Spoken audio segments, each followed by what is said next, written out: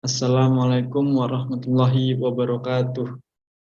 Pada kesempatan kali ini, kami dari kelompok 6 ingin mempresentasikan hasil jurnal kami mengenai upaya hukum dalam menangani peningkatan limbah medis di masa depan menurut Peraturan Menteri Kesehatan Nomor 18 Tahun 2020. Adapun itu, sebelumnya kami ingin memperkenalkan anggota kelompok kami. Yang pertama Cynthia Fitri Anissa, kemudian saya sendiri Muhammad Kabir Zaki, yang ketiga Intan Dwi Rahmawati, dan yang terakhir Anissa Rahmawati. Langsung saja ke materinya.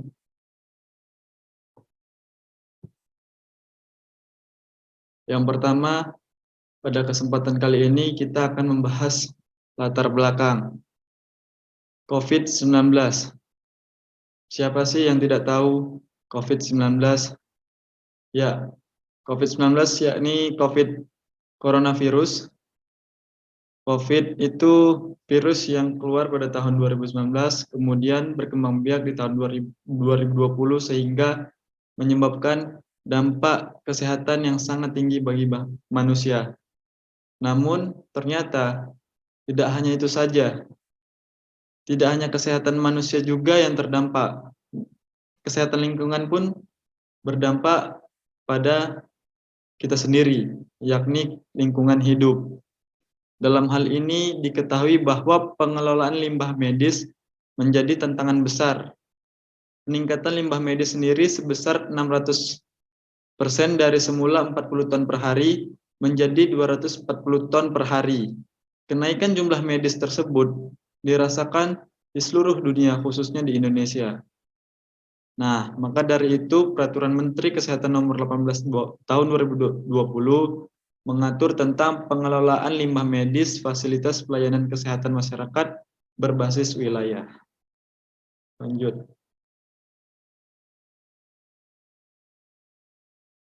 Yang pertama, bagaimana penanganan limbah medis sebelum pandemi? Pada sebelum pandemi, dalam hal ini menjamin pengelolaan limbah medis di Indonesia.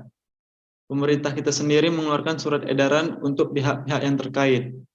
Beberapa surat edaran tersebut diundangkan dalam Peraturan Menteri Kementerian Lingkungan Hidup Nomor 267 per 2020 perihal pengelolaan limbah B3 medis pada Fashioncase darurat COVID-19.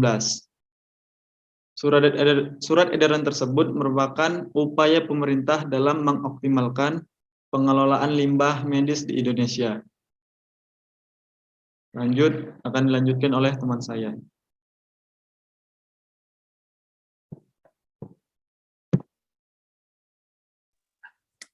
Peraturan Hukum tentang Limbah Medis di Era Pandemi. Nah, berdasarkan pasal 59 Undang-Undang Nomor 32 Tahun 2009 tentang perlindungan dan pengelolaan lingkungan hidup, bahwa setiap orang yang menghasilkan limbah, bahan berbahaya dan beracun atau B3 wajib melakukan pengelolaan limbah yang dihasilkannya, dan dalam hal setiap orang tidak mampu melakukan sendiri pengelolaan limbah, pengelolaannya diserahkan kepada pihak lain yang memiliki izin sesuai dengan ketentuan peraturan perundang-undangan. Lanjut.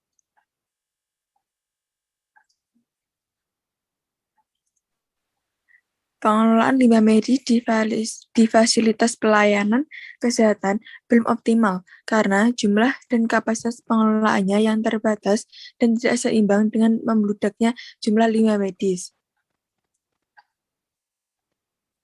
Undang-undang ini dianggap sudah tidak mampu menangani permasalahan limbah medis di masa pandemi yang jumlahnya banyak, serta limbah tersebut lebih berbahaya karena dapat menimbulkan penularan. Nah, karena berbagai pertimbangan tersebut, pemerintah menetapkan Peraturan Menteri Kesehatan Nomor 18 Tahun 2020 tentang pengelolaan limbah medis fasilitas pelayanan kesehatan berbasis wilayah. Selanjutnya dilanjutkan oleh teman saya. Pengelolaan limbah medis pada saat pandemi menurut Permenkes Nomor 18 Tahun 2020. Dalam penyelenggaraan pengelolaan limbah medis fasilitas pelayanan kesehatan berbasis wilayah, menurut Peraturan Menteri Kesehatan Nomor 18 Tahun 2020, Setiap fasilitas pelayanan kesehatan melakukan pengelolaan limbah medisnya dilakukan baik secara internal maupun eksternal. Adapun tahapan-tahapan penyelenggaraan pengelolaan limbah medis fasilitas pelayanan kesehatan secara internal meliputi pengurangan dan pemilahan, pengangkutan internal, penyimpanan sementara, dan pengolahan internal. Pelaksanaan pengelolaan limbah medis fasilitas pelayanan kesehatan berbasis wilayah secara eksternal meliputi tahapan pengangkutan eksternal, pengumpulan, pengolahan, dan penimbunan. Next.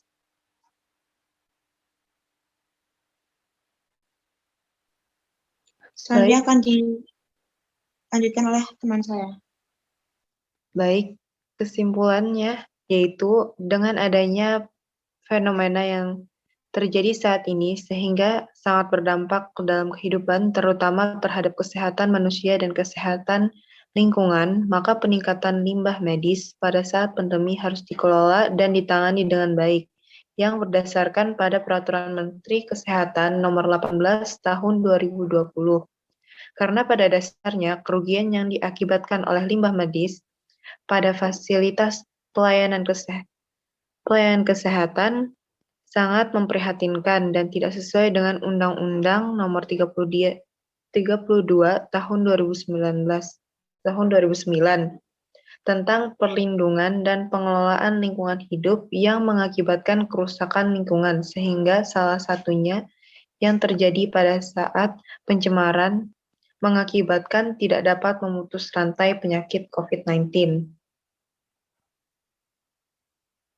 Sudah berbagai upaya telah dilakukan oleh pemerintah sebagaimana penanggulangan dan pengelolaannya agar terjadinya pengurangan limbah medis dan dapat dikelola dengan baik.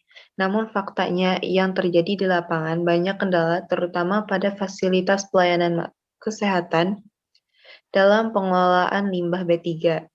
Dalam hasil penelitian kali ini, para penulis telah memberikan solusi agar dapat mengelola limbah medis pada fasilitas pelayanan kesehatan berbasis wilayah terkhususnya dengan baik.